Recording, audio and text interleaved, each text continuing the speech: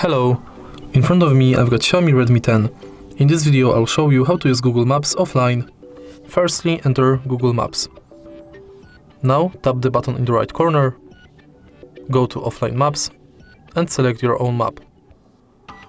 Adjust the area you want to download.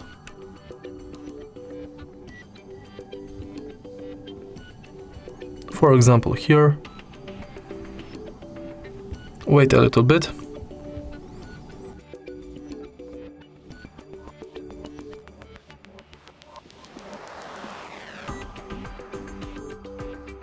And now enter your map.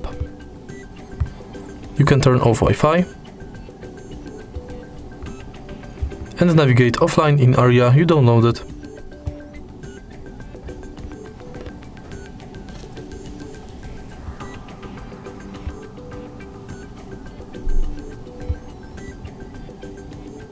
If you find this video helpful, please like, comment and subscribe.